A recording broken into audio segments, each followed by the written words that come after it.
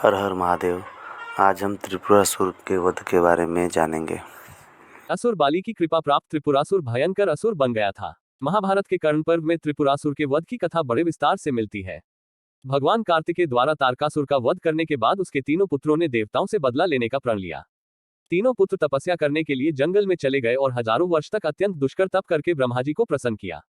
तीनों ने ब्रह्मा जी से अमरता का वरदान मांगा। ब्रह्मा जी ने उन्हें मना कर दिया और कहने लगे कि कोई ऐसी शर्त रख लो जो अत्यंत कठिन हो। उस शर्त के पूरा होने पर ही तुम्हारी मृत्यु हो। तीनों ने खूब विचार कर ब्रह्मा जी से वरदान मांगा, है प्रभु, आप हमारे लिए 3 पुरियों का निर्माण कर दे और वे तीनों पुरियां जब अभिजित नक्षत्र में एक पंक्ति में खड़ी हो और कोई क्रोधजित अत्यंत शांत अवस्था में असंभव रथ और असंभव बाण का सहारा लेकर हमें मारना चाहे तब हमारी मृत्यु हो। ब्रह्मा जी ने कहा, तथास्तु। शर्त के अनुसार उन्हें 3 पुरियां प्रदान की गई। तारकाश के लिए स्वर्णपुरी, कमलाक्ष के लिए रजतपुरी और विद्युमाली के लिए लौहपुरी का निर्माण विश्वकर्मा ने कर दिया। इन तीनों असुरों को ही त्रिपुरासुर कहा जाता था। इन तीनों भाइयों ने इन पुरियों में रहते हुए 7 लोकों को आतंकित कर दिया, यहाँ तक कि उन्होंने देवताओं को भी उनके लोकों से बाहर निकाल दिया। सभी देवताओं ने मिलकर के अपना सारा बल लगाया, लेकिन त्रिपुरासुर का प्रतिकार नहीं कर सके और अंत में सभी देवताओं को तीनों से छुप छुप कर रहना पड़ा।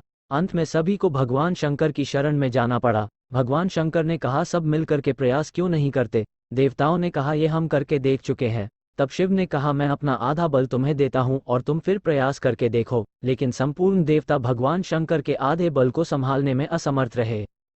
तब भगवान शंकर ने स्वयं त्रिपुरासुर का संहार करने का संकल्प लिया। सभी देवताओं ने भगवान शिव को अपना अपना आधा बल समर्पित कर दिया। अब उनके लिए रथ और धनुष बाण की तैयारी होने लगी, जिससे रणस्थल पर पहुंचकर तीनों असुरों का संहार किया जा सके। इस असंभव रथ का पुराणों में विस्तार से वर्णन मिलता है। पृथ्वी को ही भगवान ने रथ बनाया, सूर्य और चंद्रमा पहिए बन गए, सृष्टा सारथी बने, विष्णु बाण, मेरु पवत धनुष और वासुकी बने उस धनुष की डोर। इस प्रकार असंभव रथ तैयार हुआ और संहार की सारी लीला रची गई।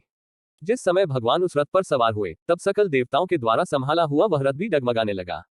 तभी विष्णु भगवान वृषभ बनकर उस रथ में जा जुड़े। उन घोड़ों और वृषभ की पीठ पर सवार होकर महादेव ने उस असुर नगर को देखा और पाशुपत अस्त्र का संधान कर तीनों पुरों को एकत्र होने का संकल्प करने लगे। उस अमोघ बाण में भगवान विष्णु, वायु, अग्नि और यम चारों ही समाहित थे।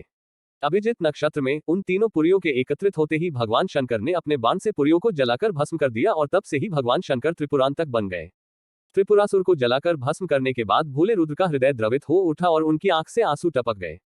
आंसू जहां गिरे वहां रुद्राक्ष का वृक्ष उगाया। वीडियो पूरा देखने के लिए धन्यवाद।